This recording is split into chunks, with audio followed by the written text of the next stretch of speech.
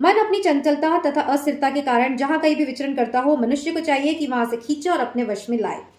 तो ये सबसे इंपॉर्टेंट पॉइंट है। कई लोग कहते हैं जब हम ध्यान करते हैं हमें वो विचार आते हैं, जैसे मैं मेरे गुरुजी से कहती थी, हमें वो विचार आते हैं जो हम सोचते भी नहीं है। आपको वो काम याद आएंगे जो अभी जरूरी भी नहीं है, बट जैसे ही आप ध्यान करने बैठेंगे आपको ऐसे विचार आएंगे और आपका ध्यान भंग होने लगेगा। आपको इतनी बेचैनी होगी कि मैं उठकर ये कर दूं, वो कर दूं, सारे काम आपको उसी समय याद आएंगे, फोन कॉल्स आपको उसी समय आएंगे। तो ऐसा क्यों होता है? मैंने भी मेरे गुरुजी से पूछा था, तो उन्होंने मुझे 2 बातें बताई। पहला तो आपके अंदर जो भी विचार आते हैं, तो देखिए जब आप ईश्वर के समक्ष बैठते हैं तो उसकी पावर इतनी होती है कि आपके अंदर जो भी निम्न स्तर के विचार होंगे, जो भी आपके अंदर की कड़वाहट होगी, इमोशंस होंगे, तो वो शक्ति के अवतरण से वो जो आपके अंदर की मलिनता है वो निकलने लगेगी। तो आपको इससे विचलित नहीं होना है कि ये मैं क्या सोच रहा हूँ या ये मैं क्या सोच रही हूँ, मैं तो उसका बुरा सोच भी नहीं सकती, ऐसे विचार क्यों आ रहे हैं। जी नहीं, आपके अवचेतन मन से ऐसे विचारों को खींच खींच के ईश्वर अपनी कृपा से निकाल रहा है और इसलिए आपको तरह तरह के विचार आते हैं।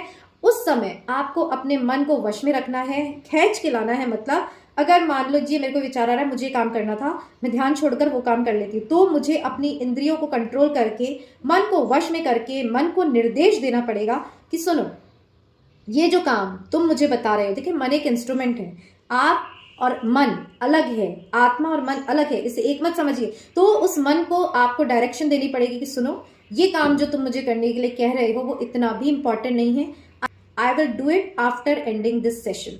अगर आपने उसे निर्देश दिया तो मन जो कहते हैं ना कोई बच्चे की तरह उछल कूद कर रहा है, वो शांत हो जाएगा, वो समझ जाएगा कि ये मेरे पास में आने वाला नहीं है और फिर वो भी अपने हथियार डाल देगा। तो इस तरह जब जब आपका मन कहीं जाता है उसे खींच कर लाइए, फिर से ध्यान में ईश्वर के बैठ जाइए और तभी आप उस अवस्था को पाएंगे।